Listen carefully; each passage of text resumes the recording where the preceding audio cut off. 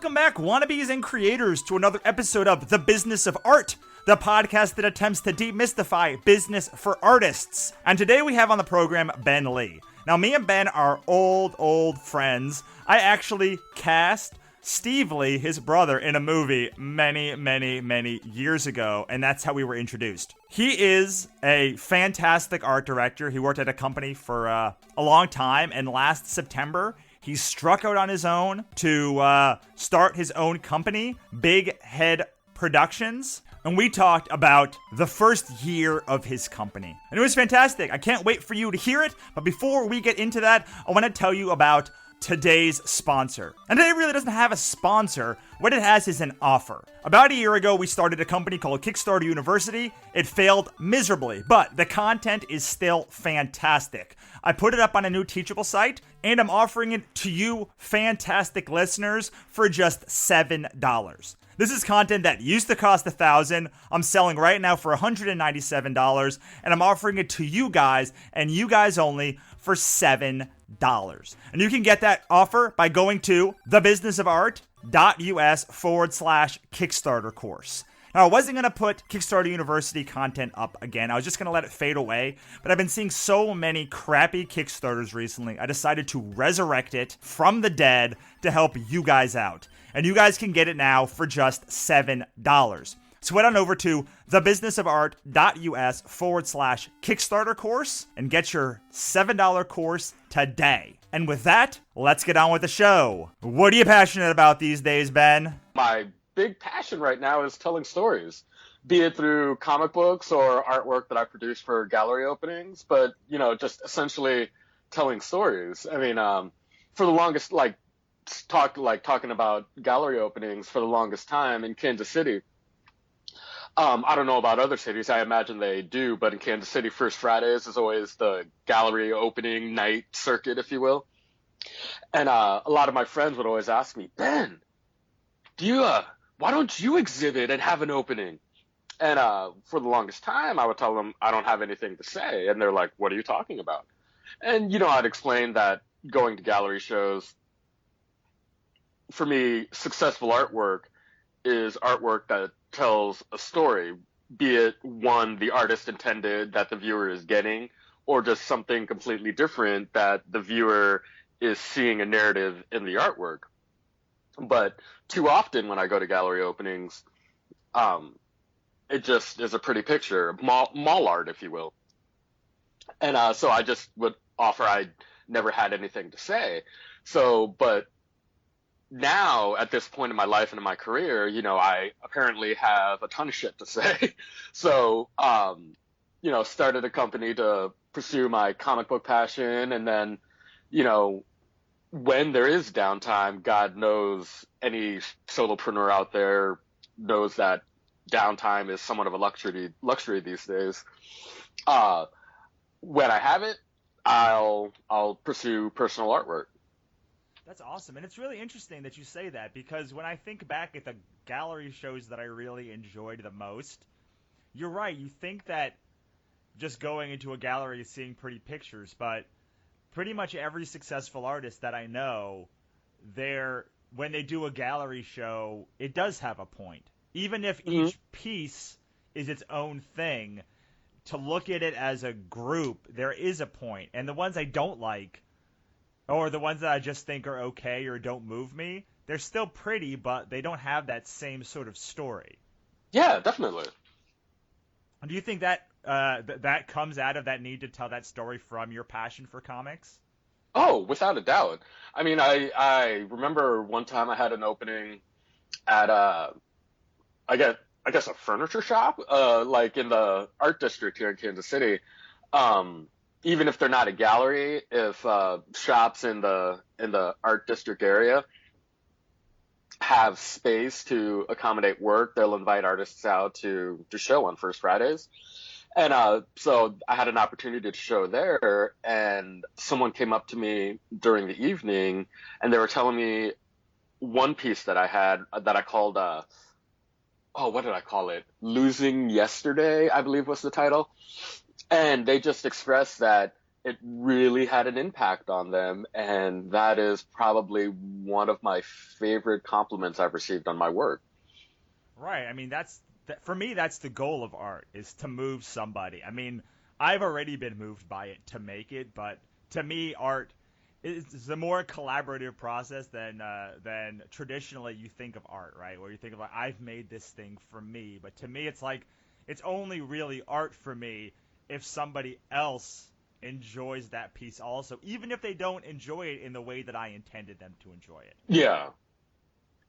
Oh, without a doubt. So let's go back because you just started your company, and let's take you back. Let's take us back to the origin story because I've known you now. I believe we met when I was in DC back when your brother introduced us, and I was just starting to get into comics. And Hmm. this was like 2008 when I moved out here, so I think it was around 2010. And you were working in as an art director then, right? Yep. And you recently left to start your own company. So can you tell us a little bit about that story and where you came from, how you got to now, and why you quit and to pursue your own passion? Oh, definitely. I resigned from the last company I worked for last September, and just that company in particular. Oh, I don't know, just sort of the office political bullshit seemed to be reaching a critical mass. It felt very much like, I don't know, middle school, all the cliques and whatnot. There was no real collaboration. It's just like, I just wanted to scream and shake people. We're on the same team. Why are we fucking fighting against one another? Let's actually work together to grow the company. But, just the like I said, the office political bullshit just reached such a level. I was pulling my hair out. And at the time, I remember I was just reading so many articles from like Inc.com and Forbes and other business blogs of the like. And there would always be talk about entrepreneurship, solopreneurship. And then there was one article in particular about titled how you know it's time to leave your job. And it was talking about the CEO who grew this company and was, had such a high stature, but she was bored. And the test that they outlined was write your resignation letter. Don't send it, but write it. And at the end of it, are you filled with anxiety or are you filled with serenity? And depending on which, it's the right time to leave your job. So before I did that, there was another blog or a video on YouTube that I saw about this artist about, steps to take to know you're in a sort of have a safety net to pursue your passion, having X amount of months in cash reserves and jobs lined up, things of the like. And then, so you put all of that in a bucket, and I'm looking at my situation. I'm like, well, I have cash reserves to last my cost of living for X amount of months. I have invoices out, checks coming in. I have freelance is at a healthy spot. And then I wrote my resignation letter, and I'm like, well, fuck. Why am I dealing with this bullshit? I'm 38, single, no kids. I mean, if I'm going to chase the passion, now's the time to do it. So, put in my resignation letter. My supervisor definitely tried to get me to stay. I love him to death, but, if I stayed, it would have been for him, not for me. And, so I left, incorporated a company, and, here I am. I love that story because you really it's the opposite of mine where they were like, oh, by the way, you have today to decide whether you're going to stay with us or go out on your own. And I was like, I had 24 hours and I was a little bit shell shocked. It seems like you had a little bit more time to really plan everything out and make sure that it was the right move to make. Oh yeah, but I don't know about yourself, but for me, even regardless of how meticulous I plan, shit never goes according to plan. Oh, nothing ever goes according to plan. But that's what I like about entrepreneurship. Honestly, it's a thing that I hate about it the most, but also the thing I like about it the most, where you are responsible for everything. Like Yeah. one day, if you ever get sick of writing, you can go and publish something, or you can go to a show, or you can go and do your books, or you can go to a networking event. Like there's always like something to do. And recently, one day I woke up and I was like, oh, I only have 2 things to do today. And then I sat down on my computer and I was like, wait, that's not true. I have this and this and this and this and this. The good news is that as the further you go on, the more of that stuff I feel kind of is more controllable. Like you have a process throughout the week. Can you take us back to that first day or maybe that first week that you quit your job? Did you ever have any regret? Oh, no. I mean, I definitely felt like in the Shawshank Redemption, Red, the old guy that got parole. Yes. And then he didn't know how to function in the real world because he was just so institutionalized. There was a little bit of that happening. I'm like, I don't necessarily have a structure to my day. I'm not really sure how this is supposed to fucking work. Right, because you're your own master. Like you're the master of your own time, and some people crumble when that happens. Oh, definitely. So, but definitely not even just the first week. I mean, weeks following. It's just sort of figuring out what that groove was, and ultimately there was one big client I had at the time. So I'm like, well, this is simple. Granted, I'm not beholden to a set hour range, but that particular client does. So fuck it. 9 to 5. I'm going to call it, going to try and be available at 9 to 5, even if they call me at a fire at 9 and I'm just waking up. I'm going to be available from 9 to 5. But then unfortunately, internal decisions, they decided to take all their overflow in-house and increase their head count. So I lost them.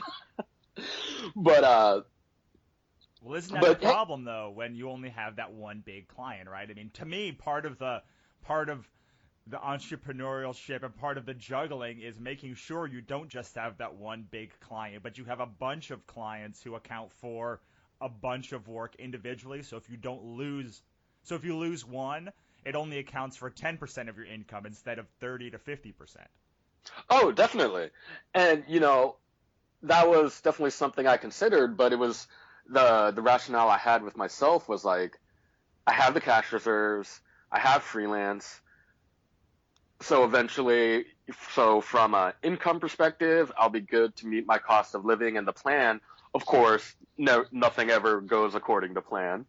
But to transition that freelance income into publishing and art income. Absolutely. Well, to me, one of the biggest problems when I started entrepreneurship was it doesn't matter how much you plan. When you lose a job, even if you gain 8 extra hours in a day, you've still lost a huge amount of income. I mean, for me, it was $70,000 a year. I was literally out the door, just literally out the door when I started entrepreneurship. So even if I made $70,000, I would literally just be breaking even. Yeah. But yeah, so when I lost this particular client, it was definitely figuring out what that next step was, if you will. And what was the next? So how did you go from that? You went from having a job, and then you had this sort of big client, and after that big client left, how did you go about rebuilding all of your other clients, or what did you do next? Well, next was the Kansas City Comic-Con, or specifically Planet Comic-Con. And there is a Kansas City Comic-Con, but it's coming up in August. But Planet Comic-Con was back in May. And so it was sort of fortunate in that I forecasted my income for the plethora of invoices that were out, and then savings, etc. So seeing how much that bucket of cash will last me. So in the interim, when I first lost that client, it was sort of fortunate in a way that afforded me more focus on ramping up for the show. And then afterwards, it was definitely putting my nose to the ground and then just sort of busting out marketing material, collateral material, and just hit the pavement to try and get additional work. And, so I have a small amount of mom and pop shops, local businesses around Kansas City as clients.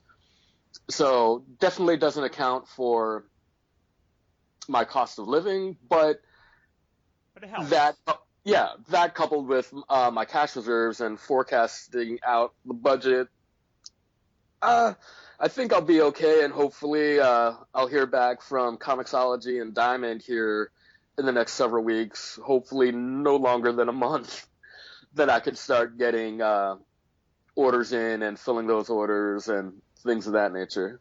So did you have these clients before you left your job, or how many clients did you have when you left? I had, when I left my corporate job, I had 3 clients, the one big client and 2 mom and pop shops. And are you still working on building mom and pop shops? Or are you mostly only concentrating on getting your own products to launch right now? Right now, with San Diego right around the corner, definitely the focus is on getting my product out there. And but it definitely things are timelined on the calendar as soon as I get back from San Diego. Just ramp back up on that lead generation. Right. So your plan sort of was when your client left, when the big client left, you decided to put most of your focus into getting your own products and then after Comic-Con, your plan was to start lead genning to get clients again, but you took several months off to basically build your own product launch. Pretty much. And I saw you did that through Indiegogo, partially. Yes. To get your number 1 issue of your book out. And the thing that I love about what you did was you had one of the most unique and adorable marketing strategies I've ever seen. Can you talk us through the marketing strategy, the social media marketing strategy for your book? Because I think it was genius, especially for someone that doesn't have the actual book done. Yeah, yeah. Well, of course, as far as any type of social media post images went, of course, showcasing whatever work I had, because I mean, obviously, showcase the product. But in addition to that, I thought it would be fun to include sort of, for lack of a better term, baby pictures in the marketing. So, one was me as a kid in Korea, and I'm sitting there with knee-high socks and drinking a soda with some K-pop character mask on top of my head, and if memory serves, the copy on the image was something along the lines of, "Help this kid make a comic. Look at him. He's born to make comics." And it sort of took the form of maybe like an infographic pointing out certain elements, like an arrow pointing to the mask, cosplayer at a young age, an arrow pointing to the soda, lover of soda, and things like that. Yeah, it was adorable. Those sorts of things. And because the crowdfunding experience, or really any launch, is as much about the product as it is about you. Most people spend a lot of time marketing their product and what they have to offer, but not a lot of time building empathy between them and their client. And I thought it was such a brilliant thing, especially for people, because a lot of people do their Kickstarter or their crowdfunding or do a launch before the product's actually done. Mm-hmm. And they are always like, well, what do I put on social media? Or how do I promote it? And I'm like, well, you should promote you. And like, if you don't have the product, all you have is you. And I just thought it was great because you really like dove into that, and and it was great because like I totally was like, this is the kind of style that this person is. I understand who he is. I don't necessarily understand the product, even though I think you did a pretty good job of explaining it. But the product may not be done, but I believe in this guy. And on that first product especially, like it's really important that they believe in you, right? Oh yeah, without a doubt. And then, with this particular title, Lost in the Middle, it sprung from a very personal space, if you will. And so I thought, since the book inspiration came from a personal spot, just sort of including myself in the marketing and sort of telling my story in addition to the book story just seemed to go together, seemed appropriate, if you will. Right, absolutely. Well, I mean, Stephen King and every big author also has that, right? I mean, it's just that people already know who the author is, and they understand J.K. Rowling's story and Stephen King's story, so they don't really have to do that when they launch a new book. Like, it's about the book, but when you're introducing you and you're introducing a debut author, it's important that they get out into the community, that they are the face of the product, because it's as much or more, do I like what you have to say, as opposed to what the product is. Because if I don't like what you have to say as a human being, then there's no way I'm going to like your product, right? Definitely. Because, in a situation like this, I mean, you're as much as the product is. So it's just sort of sell the whole package. Right, and I mean, we're not making watches here, right, Ben? Mm-hmm. Like, you can make a watch and just be like, you're a very good watchmaker, or you make a very good computer.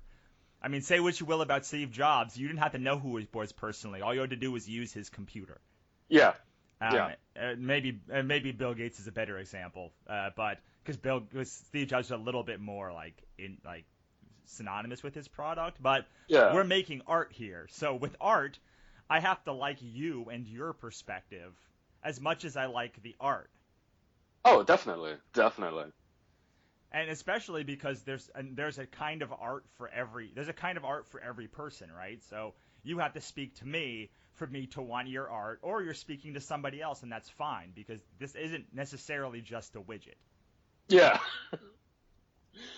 No, there are times when I in Kansas City, it's just I would always see posts come up on my news feeds, be it Twitter or Facebook or what have you, about so many funding opportunities for tech startups, and I'm like, I knew I should have took that computer science class in college.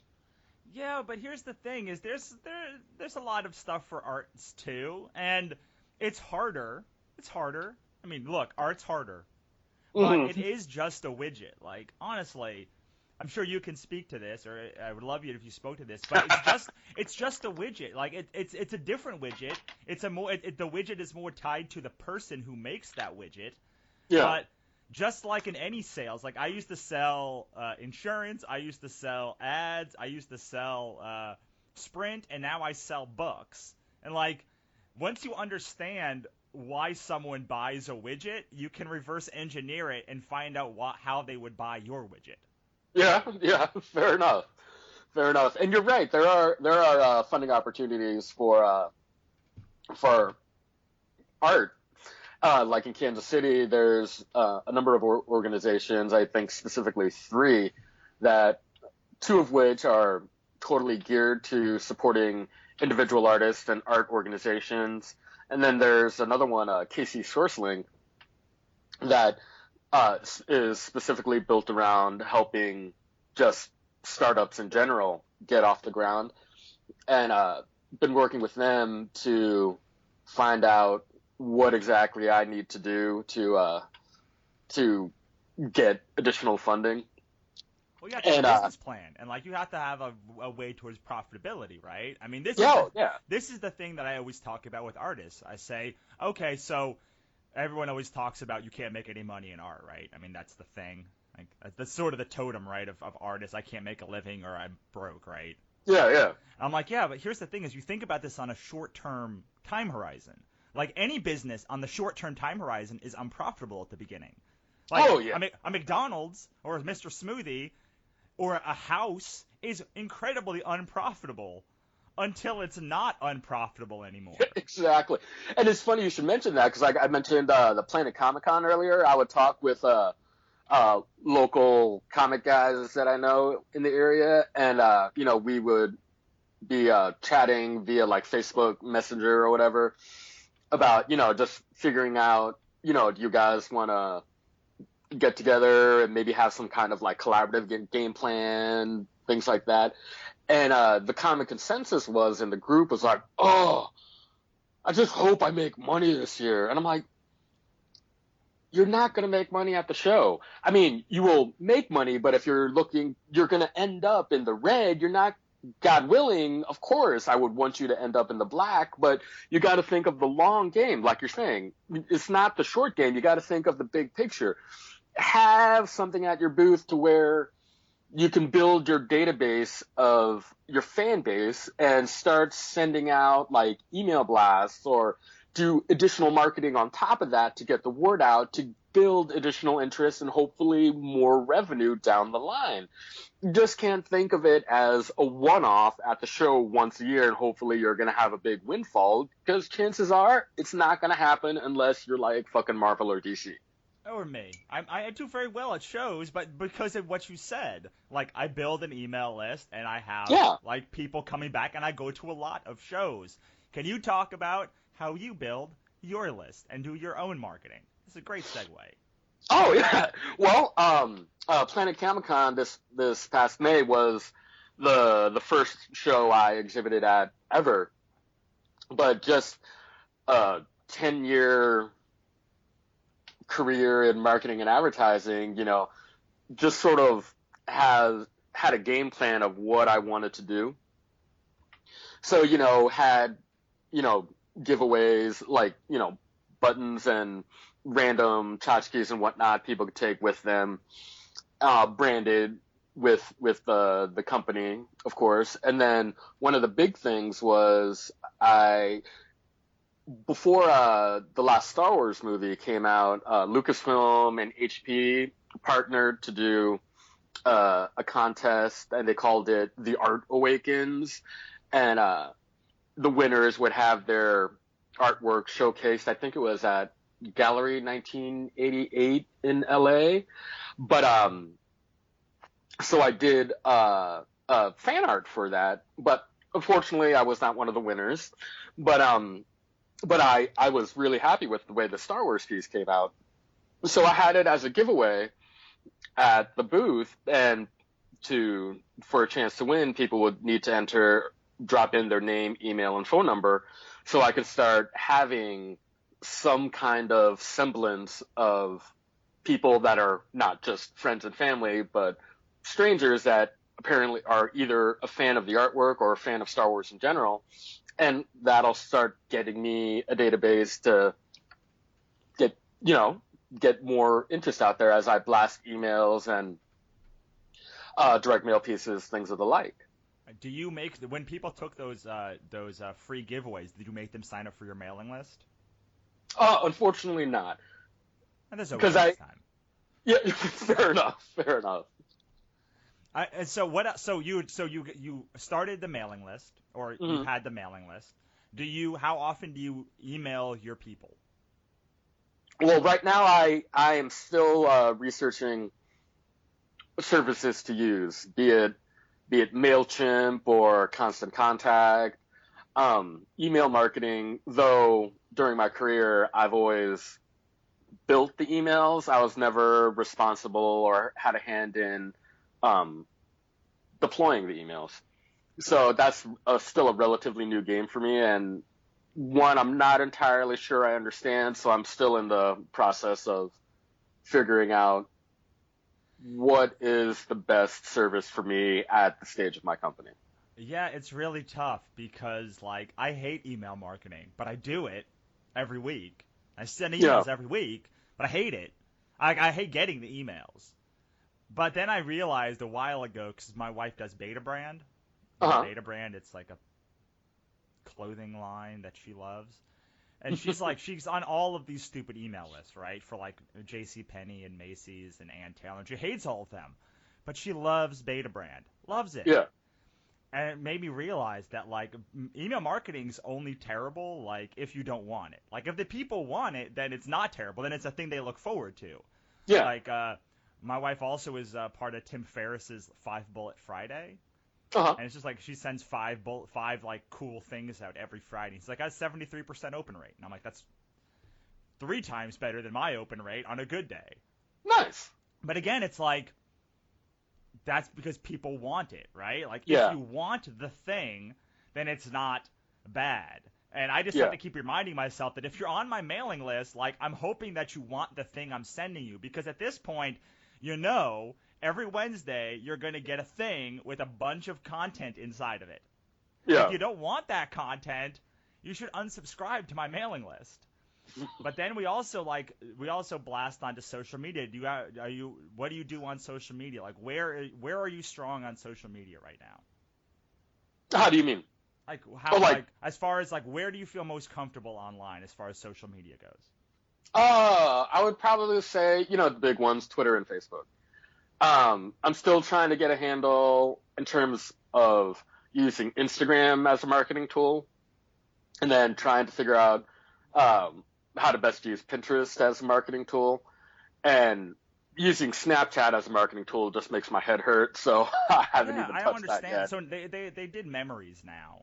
Not to get totally off topic, but they've Snapchat just memories, which means you can upload, like, things that you've already made, which makes it way easier for me to use because I am all about make a thing once and use it a bunch of times. Like, I hate the fact that I could use one piece of marketing content on all my other social media, but I have to go to effing Snapchat and make something original for them. Yeah. Like, I'm like, who were you, Snapchat, that you are the one that I have to make something original for, So let's go back to something that you said earlier, because it's something I think is really important for artists, which is you hung at a furniture gallery. Yes. And most people don't think of hanging or doing art shows at anything that's not a gallery. My friend is in almost every coffee shop in Pittsburgh at this point, and you're doing furniture stores. How does stuff like that come about? Or how important do you think it is to sort of find these new venues and different venues that may not be art galleries to start to display your work and make partnerships with? And how do you go about doing it? Well, that particular opportunity came up just from a random post on Twitter. An organization, KC, said they need additional artists for this opening. And I'm like, well, fuck yeah, I got work. So I sent them an email, and they let me in, and it turned out to be a furniture store, which I wasn't necessarily against. I mean, it was an opportunity to showcase my work. And as far as being, for lack of a better term, picky or selective, being I'm going to only showcase in a gallery as opposed to a business in the area.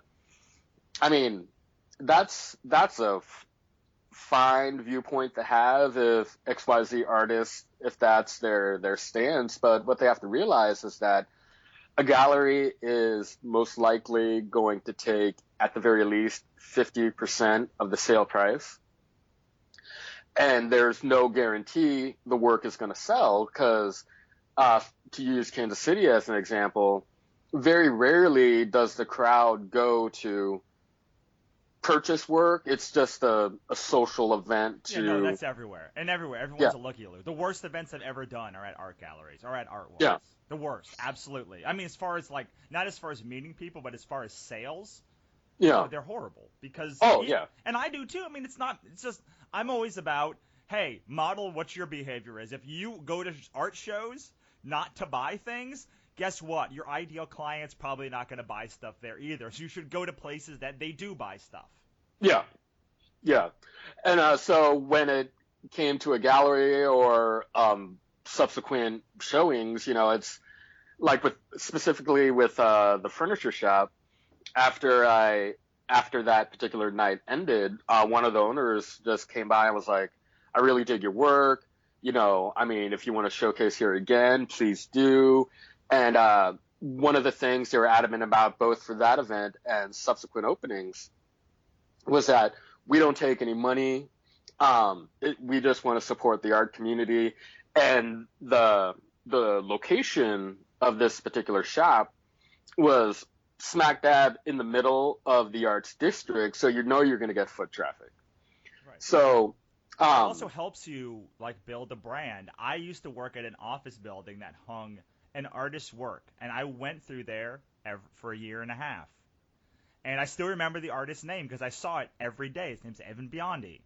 Yeah. Evan Biondi. I remember it I'll never forget it because I saw it every day, and just by being in a bunch of places, you'll have that sort of better brand recognition, right? Oh, definitely. So, I mean, you were asking me about, just sort of advice being selective of a gallery versus Just not a hanging gallery. wherever, like hanging wherever. Exactly. Exactly. Because chances are, if it's not a gallery, you're going to get better profit. God willing, you do sell. And you're providing value for the person. Like at a gallery doesn't need you, but Yeah. a coffee shop or a furniture shop You're or bringing in that business for them. right, or they just don't have to go and buy art for their walls. So like you're Yeah. providing them a service as opposed to the art gallery where you're begging them for another kind of place. You may be doing them a favor. Yeah. So let's go back to talk about how you get clients as on the other side, on the design side of it, Hmm. because I think this is important. A lot of my comic creator friends would benefit from being able to get more corporate clients because they pay, oh, I don't know, 100 times better than their comic clients. Yeah. Uh, how do you go about finding these clients and growing that side? Like, what does your lead gen process look like? Well, see that is a funny thing.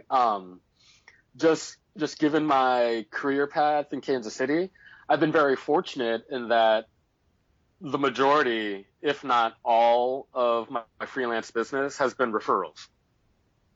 But that's So good. Like, I, that's where you want to get to, right? I mean, yeah, yeah. business. Oh no, go ahead. I'm sorry. No, as a business is referrals. I mean, that's Yeah. that's how you scale a business. I definitely had been fortunate that I never really had to do any type of heavy marketing, any type of heavy lead gen. Unfortunately, right now, things are that referral well is a little dry. So to answer your question, I'm currently figuring out that lead gen process. What I've landed upon is I have a shit ton of collateral from San Diego or from Comic Cons years past, and then even the collateral material I'm printing up for this year. And it may not be that material may not necessarily be targeted for design work, and that's okay in my opinion because right now I want to shift away from graphic design, front end web design, UX, things of that nature, and go after clients for work that I'm passionate about, specifically art. So that collateral material is definitely speaking to that intent, and I've been trying to get contact information for pop culture companies for their marketing directors, art directors, creative directors, and then just sending out direct mail pieces.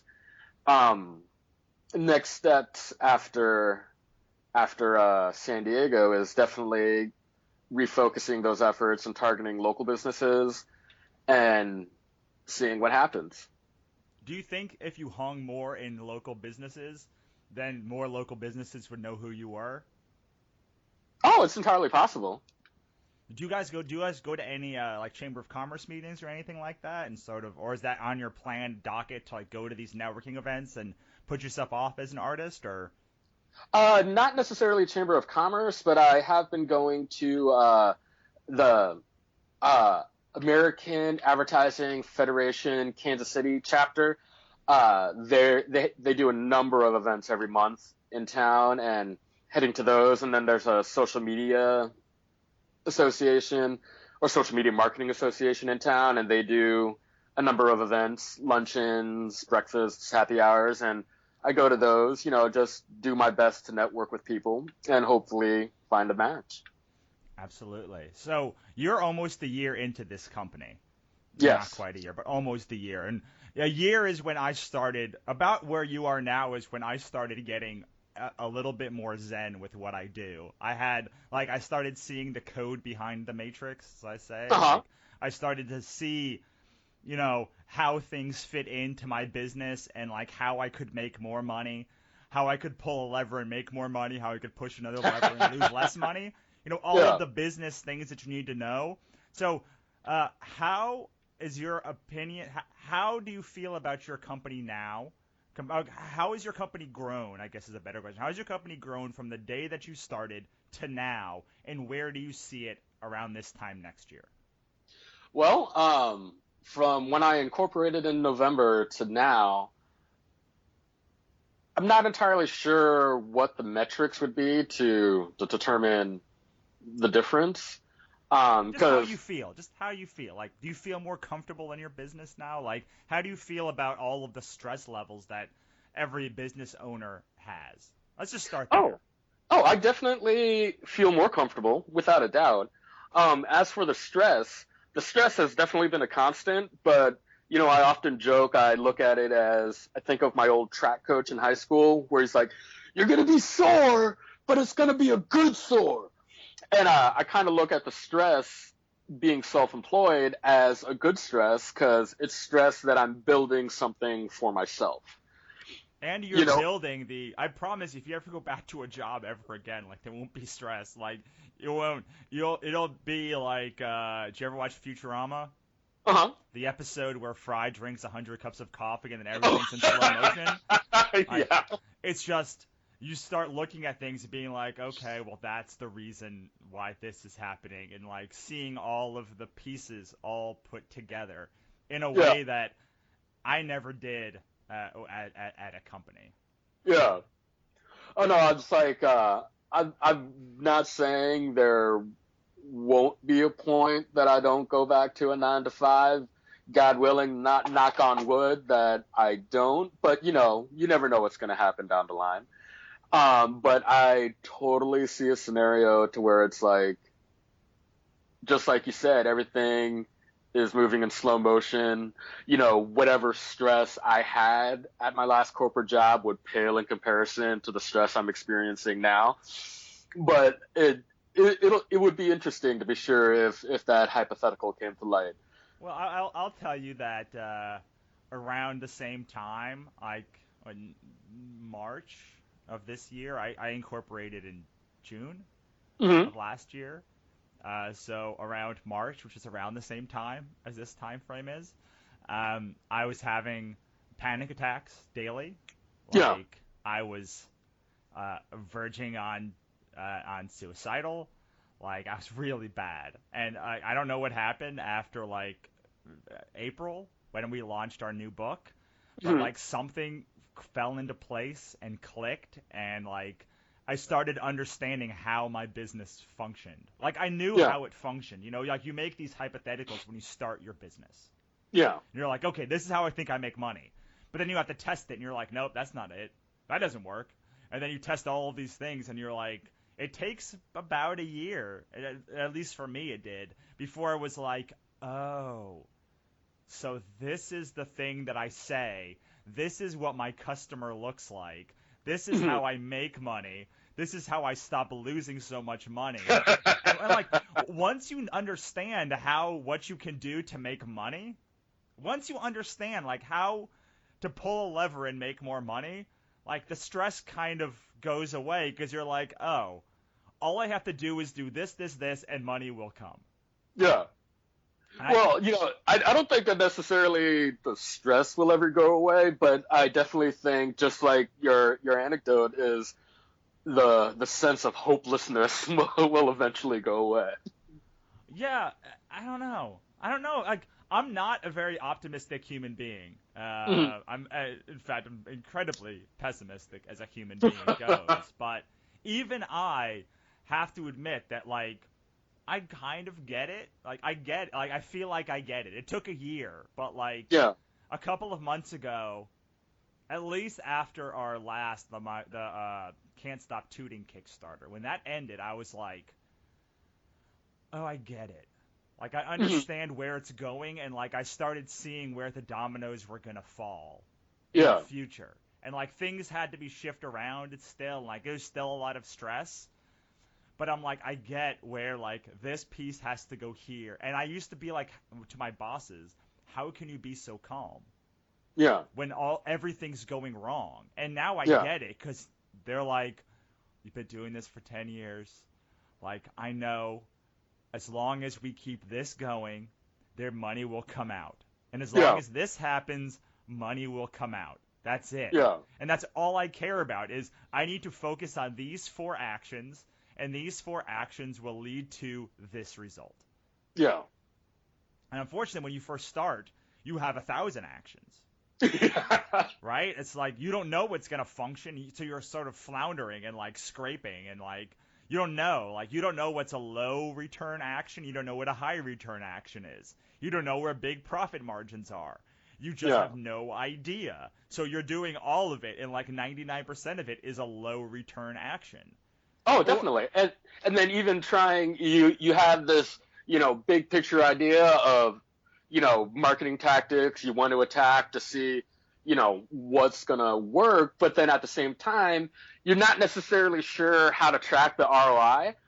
And so it's just sort of like sometimes you're sort of in this fog of, did that tactic actually work? Yeah, or did it, or will it work in a year? Because after a year, you start seeing like the SEO start working, which is like the blogging that you've been doing for a year uselessly. Like suddenly, like things start happening, or like you have enough content that like people start taking you seriously, or you've just been around long enough that like people will now work with you. Yeah. But like that first year, like no one wants anything to like the people that trust you are like, all right, man, I'll give you a shot. But now, once you're in a year, it's like, oh, you're this guy. I know you. Like people start getting referred to you because like you're that guy, and not just for you, but for your company. And you're like, oh, now all of that bullshit I've been doing a year. It's sort of like the funnel. Like the funnel starts working. Like the funnel, like what seems to be happening for you is like you had a sales funnel, and like you had people at the bottom, right? The people that were already ready to buy. And then, but now you're like, oh, those people have bought, and they're like, now where's the rest of the effing people? Exactly. Like, they have to trickle through the funnel, and sometimes it takes a year for them to trickle through the funnel.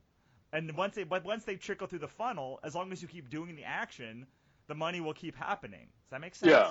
Oh, definitely. Definitely. I mean, that's at least how I feel. I don't know if that's accurate, but for me, as a sales guy and a guy who teaches holistic sales practices to people, the funnel works. It works. Like a certain amount of people that know you will like you will trust you, and trust you will buy from you. And as long as how long does that funnel take to work, and how do I shorten that sales cycle at that point?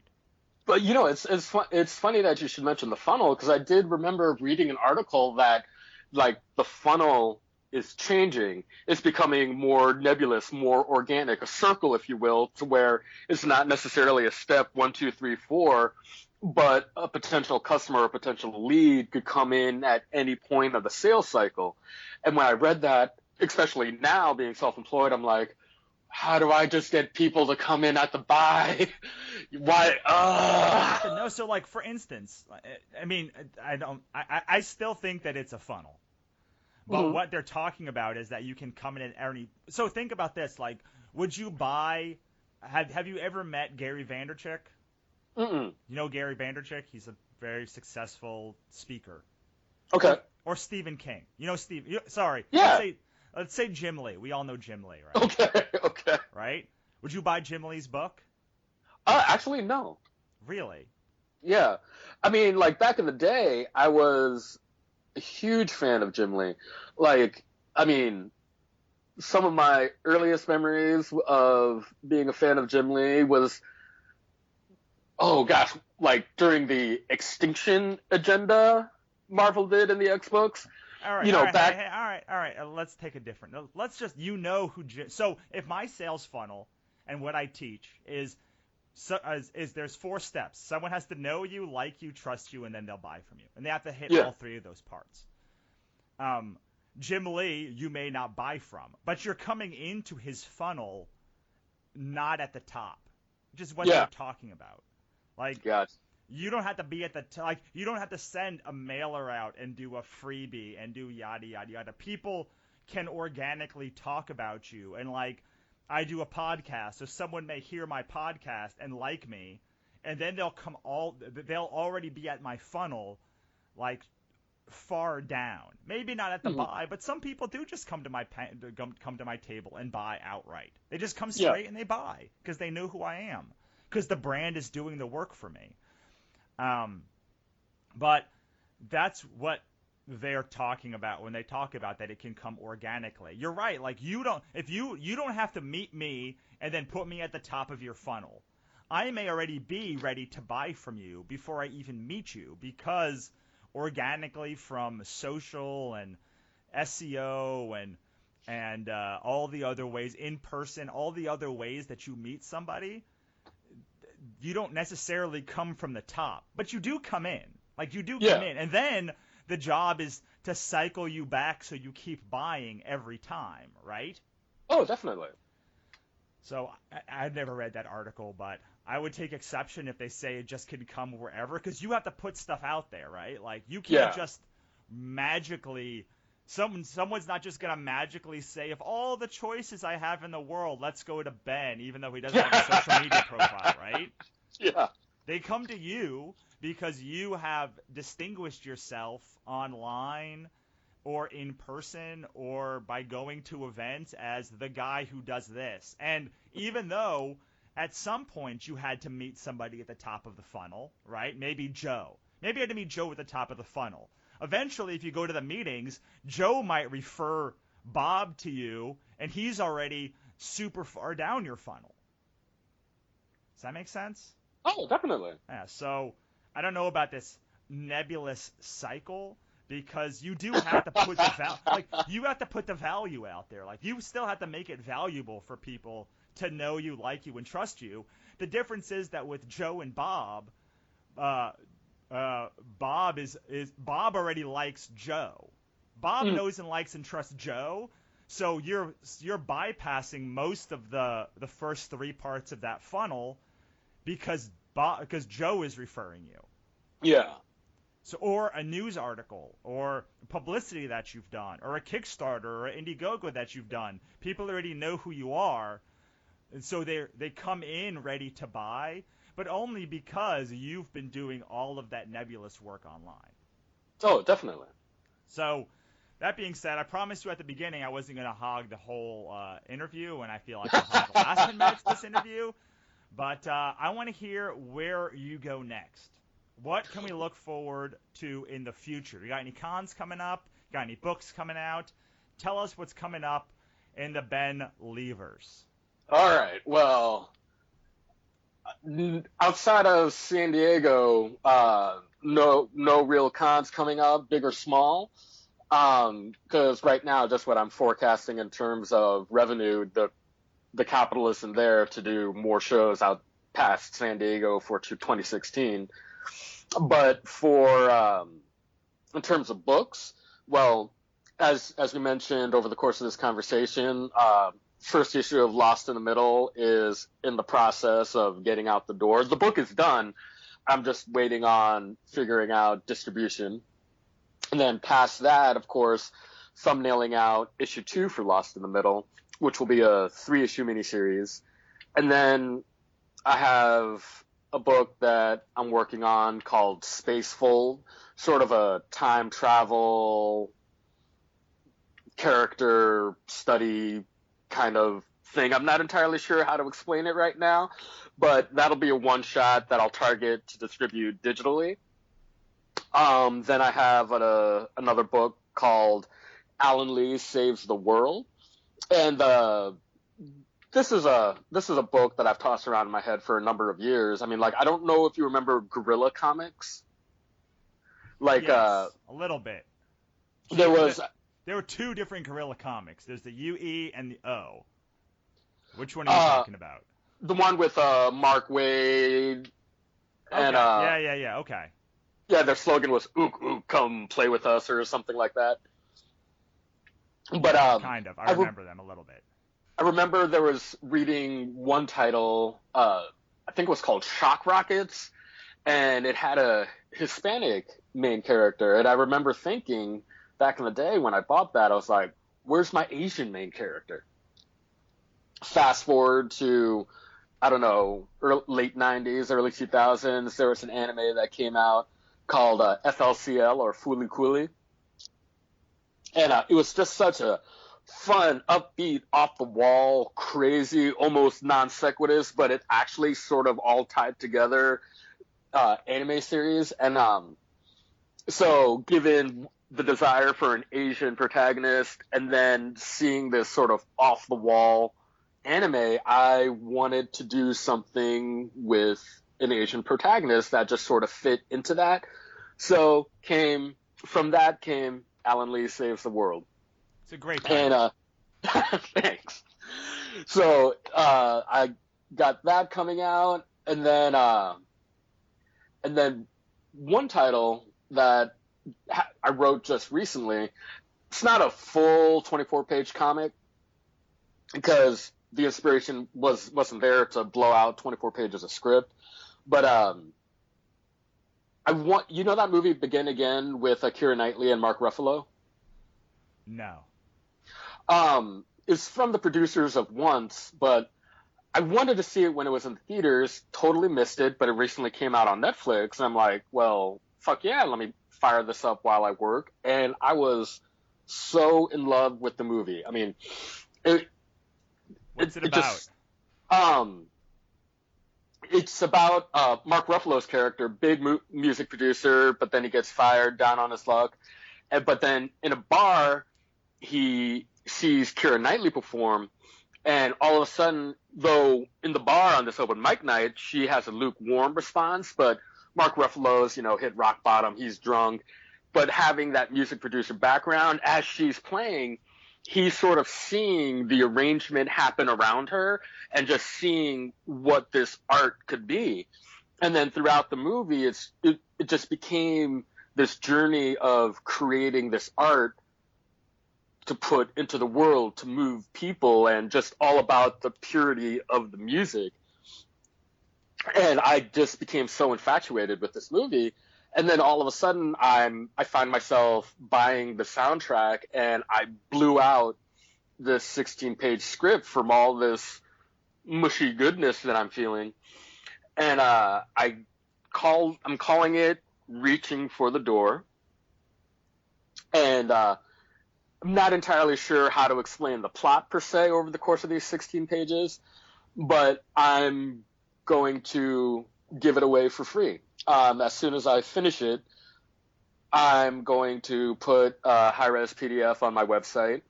And then, of course, if I'll add a disclaimer, if you like it, hey, maybe donate through this donate PayPal button, but by no means obligated to. I felt really great producing this script, and I can't wait to draw, letter, and put together the finished product, and I just want to share that with people and just see what happens. Awesome, man. Well, we'll get out of here on this. Give me your best piece of parting advice, where we can find you online, and then we'll say goodbye. Best piece of parting advice. It won't be easy, but life's too short not to chase your dream. And you can find me at yellowrant.com. There are links to my social media. And as far as the company, you could find the company at bigheadprod.com. And social media links are on the website as well. So that was Ben Lee with Big Head Productions. And that was a little bit different. I wanted to make sure that you saw every stage of business. We have a lot of established entrepreneurs on this show, have a lot of people who've been working entrepreneurship for years. And Ben, this is his first year as an entrepreneur, and I wanted to make sure that we have all the ranges and all the spectrum. So I hope you enjoyed it. I hope you got a lot out of it. If you did, please go to thebusinessofart.us/iTunes. Rate, review, and subscribe to the show today. It's the best way for us to find new people. And with that, wannabes and creators, I will see you next time.